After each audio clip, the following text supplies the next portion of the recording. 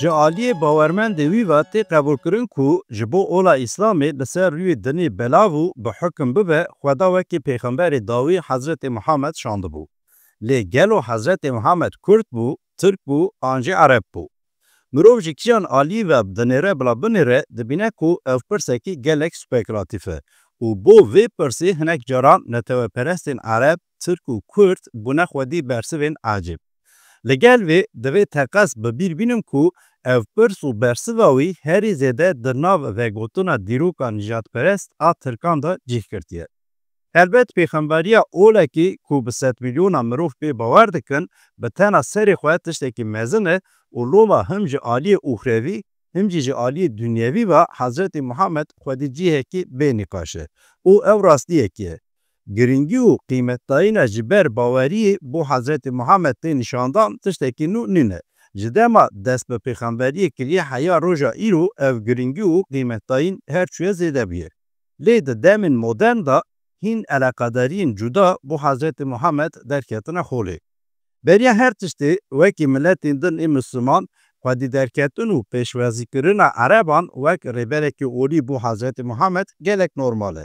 Lê li gel vê xwedî derketina Ereban wek rêberek olî yê Ereb bo Hezretê Muhammed mefhûmekî cuda ye û mirov dikare vê tiştê di çarçeveya têgeha netewê ya hatiye dîrokîkirin de binirxîne û ew rewşî bi demên modern ve têkildar e. Loma di vir de divê teqez meseleya netewperestî were dîtin û guftûgoh kirin. Hezretê Muhammed di nav vegotin û nivîsariya dîroka Ereban a netewperest de xwedî cihekî taybet e.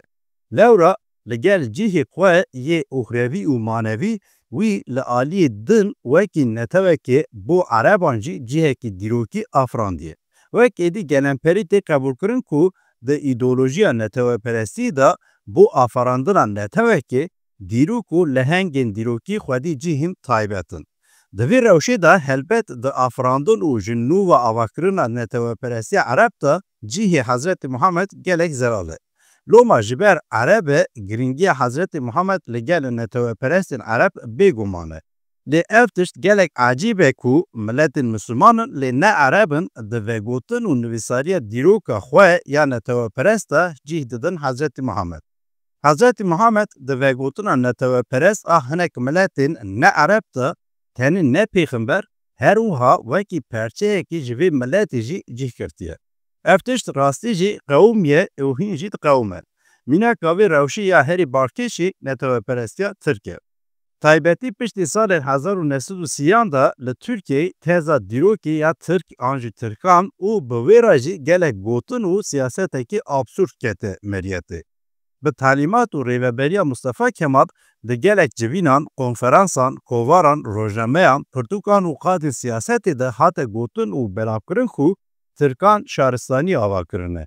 Dîrok bi Tirkan dest pê kiriye, hemû mirov ji nijada Tirkan hatiye afirandin, bingeha hemû zimanan Tirkiye û gelek dirêw û boblatên din. Bi vê awayê nijadperestên Tirk îda û propaganda kirin ku ji Asyayê heya Ewropayê hemû şaristanî û dewletên di dîrokê de xwedî cihên girîng bûne Tirk bûne. Gorî wan Sumer, Misirarken, Hitit, Asurî, Girek, Roma dewlet û şaristaniyên Tirk bûn. Hammurabî, Gilgameş, Kîbele, Tutankamon û Firavûnên din, Hezretê İbrahîm, Cengîzxan û heta Aşîl û Sezar û Kleopatra jî Tirk bûn. Di vê rewşê de helbet Hezretê Muhammed jî dibe Tirk. Ew qasî kes bûne çima ew nebe. Di çerçeveya teza dîrokê ya Tirkan de hiç hewce nebû ku ew bênîqaş kirin. Wekî hemû kesên dîrokê guhertine û loma şexsiyetên dîrokî têne qebûlkirin, elbet Hezretê Muhammed jî Tirk bû.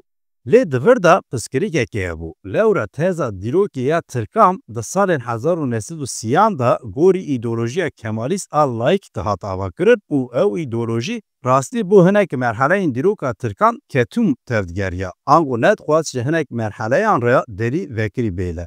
Piştî İmparatoriya Osmaniyan belav bû komara Tirkiyê bi rêveberiya Mustefa Kemal ve hate avakirin û Mustefa Kemal dema wekî milleteke Tirkan ji nû ve dîrokî kiribû û afrandibû, taybetî ji merheleya Osmaniyan dûr sekinîbû. Heta ji destên wî hatibû xwastibû ku vê merheleyê li ber çavan winda bike.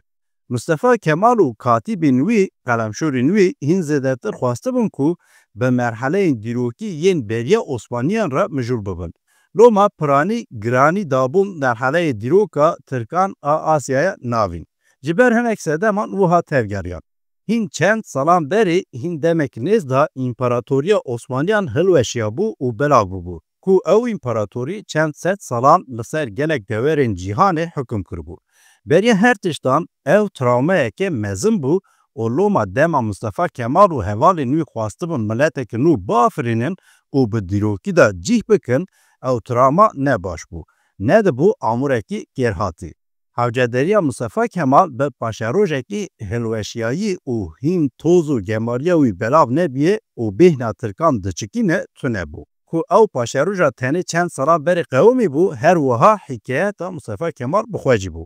لجهوی تراومای حوجدریا مصطفی کمال به دیروکه که گورگور به دستان و حکایتین به همپاه بو. لوما بری خدابو دمین هریکن کو پرانی راستی دا دمین وها هشتونه بون. لی نخم بو وکی جاره که کاتبه که وی گوتو بو مصطفی کمال جبر کن نتوه که نو بافرینه به دروانجی دکاری بو دیروکه که جنووا بنویسینه. لورا آفراندن ملت که نو انجاق بنویساندن دیروکه که نو ممکن بو. بوی مجاری خالق دنجی وها بو آلیه که امپراتوریا عثمانیان اولی هبو. لورا سلطان عثمانی ده همان دمه دا خلیفه اولا اسلامی بون. لی دولت جه آلی مصطفی کمال و نو هاتبو آواکرن لایک بو. آنگو پرنسیبین در اولی اساس دگرد. لوما سازی خلیفتی هاتبو بتال کرن و را کرن. هر وها شونا الفابت عربی یا لاتینی هاتبو بجیه کرن. مصطفی کمال جه آلیک و همو دنی ترکی لان کربو. لیوک ایرونیه که جه آلی دن و بری خوددا شهرستانی روژاوایی او آرمانجا خوا وک گهیشتنا آستا شهرستانی معاصر آنگو دمسالی نشان داده. لوما نرخ شهرستانی روژاوایی قاشو وک پیوان قبول دکر و دخواست دولت نو آوا کریه و ملت نو دافرینه به پرچه اکه شهرستانی روژاوایی. جبر وی آرمانجو سیاست مصطفی کمال حاول داده که اسلام جی وکی دیروک عثمانیان تونه به حسبینه و نی دیتن. لپاش پرده بمینه. هرچی خاصی وکی همو شهرستانی و دیروکی اسلام جی گوری تزا دیروکی یا ترکان دبو مال ترکان لدیسا ندخواستن زیده بیدیتن وکی مروی به جزام سریوی ده پچاندن. مصطفی کمال و حوالین وی وها لپی دیروکی که نو بون و جبر که ملت که نو بافرین حال دادان جیر را بنگه که دیروکی چه بکن. دوی چارچوه دا لهنگ نون، شهرستانی نون، دولت نون، ارتش نون، افسانه نون، کهناشوپی نون فلان بیوان. کو دراسی دا قد یک راست نبون دنویساندنو دم رسمیتی دا فرض کرن. او حالدان وان جه آلیک و پاشروژ عثمانی و اسلامی ده پاش جوان دهیشت لی راستی لآلی دن به تمامی وحاجی نبو. مثلا جبو دیروکه که نو کهناشوپی شامانی یا قاشو عاید ترکان 1000 سالان بری بیه جنوبا کفش کربون اوه که تشتک پیروز داد خستن پیش. لی هرچی قاسی وی کهناشوپی نبجی حضرت محمد و همو پیغمبری دنجی ترکاتبون اعلان کرن و دخواستن او جی بی قبول کرن. لوما د جوینیم بو تزا دیروکی یا ترکان دا لسر وی مسئله جی خاطبو آخافتن. چون دا نویس و پرتوکن ایدای ترکبوینا حضرت محمد دا حواندن خاطن چاپ کرن و بلاف کرن. وکی من بالک شاند بو سر او حالدانن وها جه آلیک و به پروپاندایا بو ترکبوینا همو دنی را تکل دارن. لی آرمانجک وان یا دنجی هبو. دخواستن ملتا ترک کو لگل همو حالدان وان این لایک بوینی دی ساجی د مسلمانتی دا به اسرار بو به پروپاندای وان قانی ببن لوما رول دادن مسئله حضرت محمد. هرچی قاسی تجاری اشکره نانی نزمان جی آرمانجک وان وحاجی هبو. ملتا ترک این مسلمان شونا لپی دوز عمت دچه بلا لپی حضرت محمد ترک بچه او باشتره. لوما مثلا یوسف کمال کتلو آتایی جلشگری تقاوت ببود ده کتاب خدا یا ده سال 1954 دا چاپ کربو ده گوت حضرت محمد جه اصل واجی جه شیر واجی به تمامی داهی اکی آنگو زانیار اکی ترکه و ادخواستن او پروپاندا بکیر وره. راستی لگر سافساتین مصطفی کمال و حوالی نوی یندن دره وان ین در حق ترکبون حضرت محمد تا هم به باندور دربون و وحاجی مابون. Çawa kes bi derê wan ên derheqê Tirkbûna Gilgameşê Sumerî, Firavûnê Misirî, Hamurabî Asûrî û Sezarê Romayî nexapiye bû, olûma wan bi xwe tenê govend girê dabûn û lîstibûn, bi dirêyên xwe şa bibûn, heman tişt bu Tirkbûna Hezretî Mihemed jî derbasdar bû. Tu kes bi wê kanî nebû. Lê eger em îro vegerin û paş ve binêrin, rastiyekî din jî em ê bibînin ku ew jî derheqê têkiliya netewperestiya Tirkan û ola İslamê de ye. Ango hewldanên İslamê dike perçeyekî netewperestiya Tirkan de ye. Netewperestiya Tirkan a mahfezekar, misyona ji aliyê Mustefa Kemal ve bu netewa Tirk hatiye diyarkirin red nake. Lê xwedî derdikeve. Li aliyê din qasîbî qîmet dide Hezretî Mihemed û ola İslamê jî. Ew ciroya netewperestiya Tirkan rastî bi Tirkbûna Hezretî Mihemed re mijûl nabe, yên hebin jî nezêde berçavin. Ew netewperestiyan Tirkan her wiha qîmetekî taybet dide dîroka Osmaniyan a qaşo bêhempa û şanûşîn û di vê çarçeveyê de rolek mezin dide xelîfetiya Osmaniyan ku gorî wan xelîfetî nîşaneya rêveberiya Tirkan a bû İslamê ye. Vê propagandayê tim û tim derdixin pêş. Ev ciroya netewperestiya Tirkan rastî ji aliyê gelek Tirkan ve tê parastin û her çi qasî Hezretî Mihemed Tirk nayê îlan kirin jî rast rast ola İslamê di nav vê netewperestî de tê bicih Ango Tirkbûn û Mislimantî hema di heman wateyê de têne bikaranîn. Wekî ji siyaseta AKP'yê hêsanî tê famkirin ku AKP serkêşiya vê ciroya netewperestiya Tirkan dike, Tirk Misliman e, Misliman jî Tirk e. Cewhera nasemeya Tirkbûnê wiha nîşan didin. Kurt û kurtasî mirov dikare bibêje ku bi vê awayê jî Hezretî Mihemed û ola wî dikin Tirk. Piştî mesela Tirkan û Hezretî Mihemed dixwazim îja hinek bar bikişinim ser Kurdan. Rastî vegotina netewperestiya Kurdan da tişta Tirkan aniye serê Hezretî Mihemed rast cîv nagire. Li gel vê helbet netewperestiya Kurdan jî dîrokbêj e, ango her tiştî dîrokî dike. Lê dema behsa tiştên dîrokî dike, an jî dixwaze tiştekî bu netewa Kurd dîrokî bike, mesela wekî Tirkan tiştên aîdê çanda Ereban ango çanda Semîtîk nahewîne, an jî nadize û îdia nake ku ew aîdê Kurdan e. Lê di asla marjinal de be jî mirov dibîne ku carna hinekî netewperestên Kurd rast na dê li ser hikayeta pêxemberên din Hezretî Mihemed tevlî vegotina dîrokî ya xwe dikin. Di vî meseleyê de kesî herî zêde derdikeve pêş Hezretî İbrahîm e. Tê gotin ku Hezretî İbrahîm ji Rihayê bûye û ji ber zordariya kralê wê demê Nemrûd neçar maye û loma çûye axa Filîstîna îro. Gorî vegotina cihûtî û İslamiyetê Hezretî İbrahîm semîtîk e. Lê gorî hinek neteweperwerên Kurd Hezretî İbrahîm Kurdekî ji Rihayê ye. Helbet ew vegotin ji bo dîrokkirina ango qedîmtiya netewa Kurd kêrhatiye. Li gel vê mirov bi hêsanî nikare rastî bibêje. Lewra wekî hemû xwendin û nivîsandinê li ser dîrokê yên gorî şert û hewcedariyên îro îdiakirina Kurdbûna Hezretî İbrahîm jî bi hewcedariya dîrokê ya bo afirandina nasameyekî netewê re têkildar e. Ango kesên xwedî îdayên wisa dixwazin ku bi şexsiyetên wiha nasameya netewa xwe dîrokî kevnare bikin.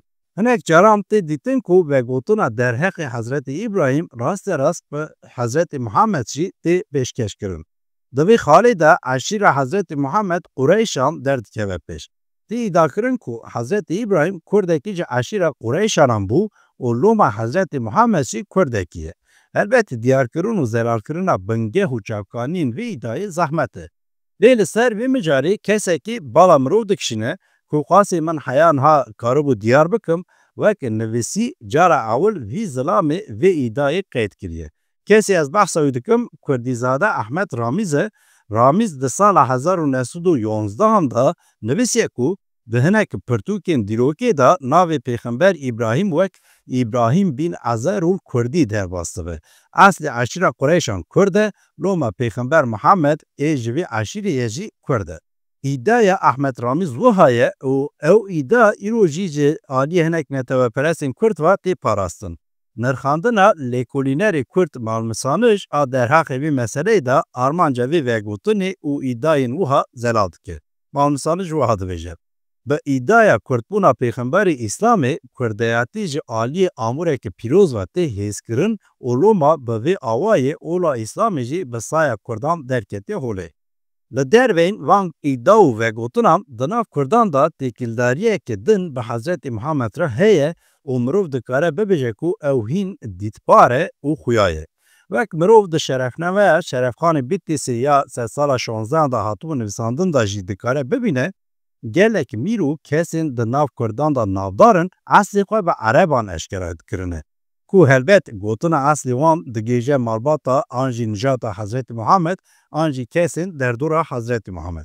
Eger şêrên Kurdan tenê wiha te bigeriyana mirov dikaribû normal bidîte, lê mesela balkêşê ku malbata bedirxaniyan jî eslê xwe bi Hezretê Muhamed pênase kirine û îdia kirine ku ew ji malbata Xelîd bin Welîd hatine. Ku bedirxaniyan li mîrektiya Botanê ya dema xwe da gelek bihêz bû hukm kiribûn. Elbet dema mîr, şêx, serokên eşîran û navdarên Kurd eslê xwe bi Ereban eşkera kirine û belkî hinek hîn ji wan wiha dikin jî, ew jî dîrokê gorî hewcedariyên xwe yên îro angê rojê ditewînin ango ji nû ve dinivîsînin dîrokê û dixwazin bi vê awayê bengeha kesayatî û nasemeya xwe xurt bikin. Di vê rewşê de bengeha Kurdî û Kurdbûnê na bengeh û têkiliya dîrokiya Erebî û Îslamê hîn watedar û qîmettir tê hesibandin. Elbet hewldarên wiha bi hêz, siyaset û çanda demî ya serdest re têkildarin. Her wiha ji bo hêzkirin û xurtkirina nav, post û hukmê xwe jî gelek kes tiştên wiha dibêjin. Eger tu ji malbetekî dîrokî navdar û bi hukm hatibî, an jî eslê te ji qiral an jî pêxemberekî hatibe, cih û navê te jî di nav civakê de dê were qebûlkirin û hêzkirin. Ango wiha dihesibînin. Kurd û Kurtasî girîngiya derheqê eslê Hezretê Muhamed a di vegotinên netewperestiyên Ereban, Tirkan û Kurdan da tê xuya kirin, bêguman bi xwendin, şîrovekirin û nivîsandina dîrokê ya îroyîn re têkildar e. Ango dîrok gorî hewcedariyên roja îro ji nû ve tê nivîsandin. Loma dîrok amûra herî girîng a doza netewperestiyê ye. Lê heman demê de paniya aşîl, ango cihî herî lawaz an netewperestî jî dîsa dîrok e. Ez dibêjim vê rastiyê tu car ji bîr nekin.